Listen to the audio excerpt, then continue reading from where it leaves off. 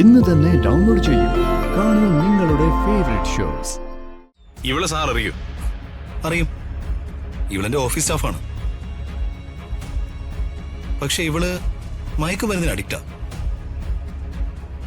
ലഹരി ഉപയോഗിച്ചതിന് 2 ദിവസം മുമ്പ് ഞാൻ അവളെ പിരിച്ചുവിട്ടതാ.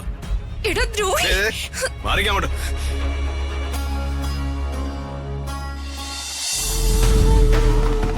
ഈ മയക്കുമരുന്നുകളും കള്ളനോട്ടുകളായി നീ എങ്ങോട്ടാടി പോകുന്നേ? സാർ, ഞാൻ നിരപരാധിയാ. ഇതെനിക്ക് മറ്റൊരാൾ തന്നതാ. സാർ എന്നെ രക്ഷിക്കണം. ആരാ നിനക്ക് തന്നത്? മിസ്റ്റർ ദീപക്, മിനിസ്റ്റർ പ്രതാപവർമ്മ സാറിന്റെ മരുമകനാ. അവന്റെ നമ്പർ ഒന്ന്.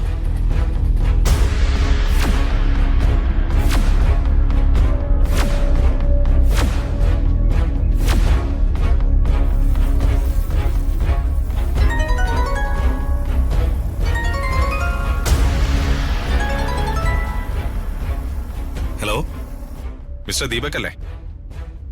അതെ. പോലീസാ വിളിക്കുന്നേ. നിങ്ങൾ ഈ റെയിൽവേ ബ്രിഡ്ജിന്റെ താഴെ നിന്ന് വരണം. ഒരു വിവരം ചോദിച്ചറിയാനാ. ഇപ്പൊ വരാം sir.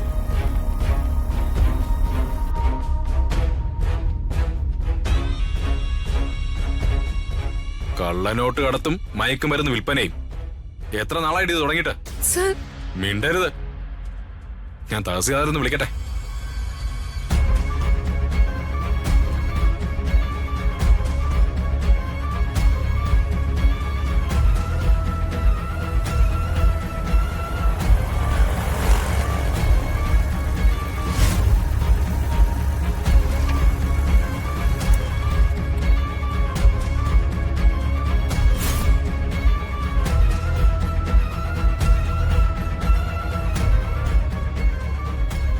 Sir, I M Deepak. Why did you call me? ഇവളെ സാർ അറിയൂ? അറിയും. ഇവളെന്റെ ഓഫീസ് സ്റ്റാഫാണ്. പക്ഷെ ഇവള് മയക്കുമരുന്നിന് അഡിക്റ്റാ. ലഹരി ഉപയോഗിച്ചതിന് 2 ദിവസം മുമ്പ് ഞാൻ അവളെ പിരിച്ചുവിട്ടതാ. മാറിക്കാമോട്ട്.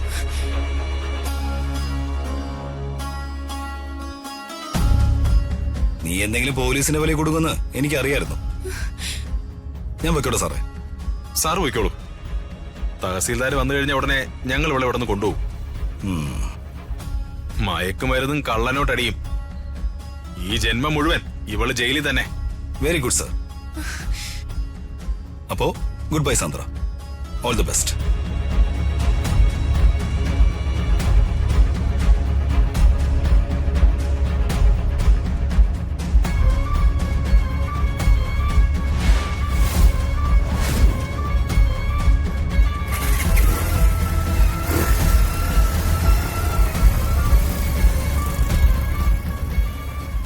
ഇവളെ പിടിച്ച് വണ്ടിയിലോട്ട് കയറ്റി.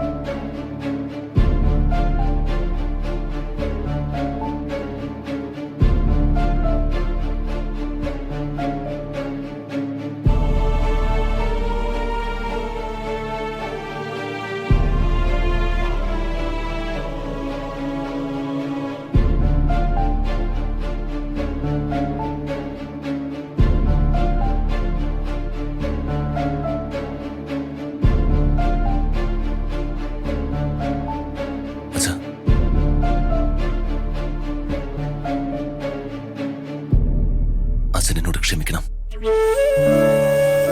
ഇന്നലെ ഋതികയുടെ ടെൻഷൻ കണ്ടപ്പോ ഞാൻ അച്ഛനോട് അല്പം ഉറക്കെ സംസാരിച്ചു പോയി. അച്ഛൻ എനിക്ക് ദൈവ. അച്ഛനത് വേദനിച്ച് കാണുമെന്ന് എനിക്ക് മനസ്സിലായി. എനിക്ക് മാപ്പ് തരണം അച്ഛ.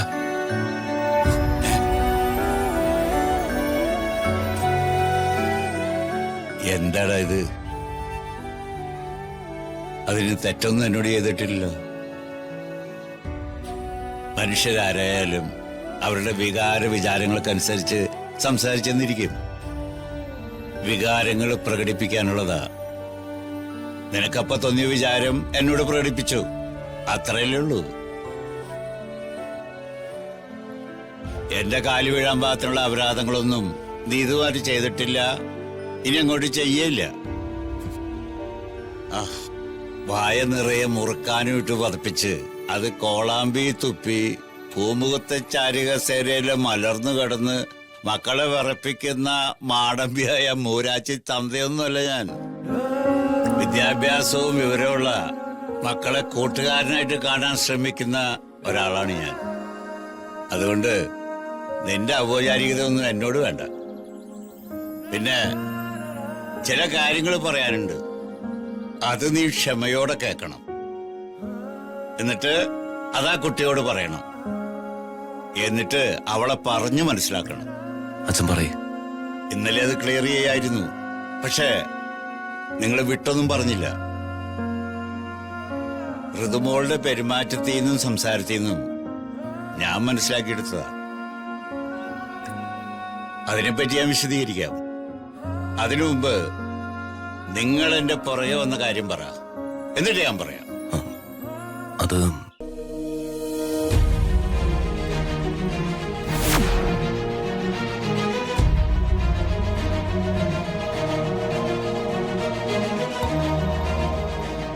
റീതിക എന്റെ മകളാണെന്ന്.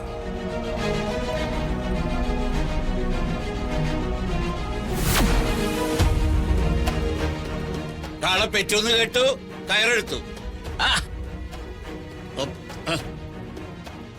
ആരെങ്കിലും പറയുന്നതിന്റെ അറ്റവും മുറിയും കേട്ടിട്ടാണോ ഒരു കാര്യം വിശ്വസിക്കുന്നത്? അല്ല, അതും ഇത്രയും മോശമായ കാര്യങ്ങള്. പിന്നെ എന്താ അച്ഛാ ജഗന്നാഥൻ ഞങ്ങൾ പറഞ്ഞ? ഇത് ഇന്നലെ എന്നോട് ചോദിക്കായിരുന്നില്ലേ?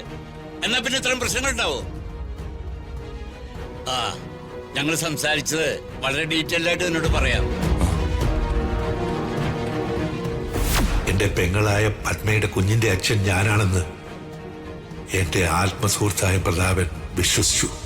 ആ ദുഷ്ടസ്ത്രീ അംബിക, അവൾ മെനഞ്ഞുണ്ടാക്കിയ ഈ കള്ളക്കഥ ഒടുവിൽ പ്രതാപൻ വിശ്വസിക്കേണ്ടി വന്നു.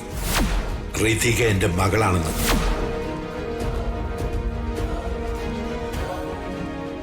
ഇതാണോ സത്യം? ഇത് മാത്രമാണ് സത്യം.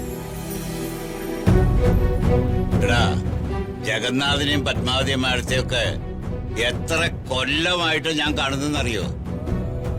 അവരൊക്കെ തങ്കപ്പെട്ട മനുഷ്യരടാ. അവരാരും ഒരു തെറ്റും ചെയ്യില്ല. ഇതാ സ്വത്തുക്കളൊക്കെ കൈക്കലാക്കാൻ വേണ്ടി ആ അംബിക മെനഞ്ഞ കള്ള കഥകളാ. അകലേ നോവിനാലേ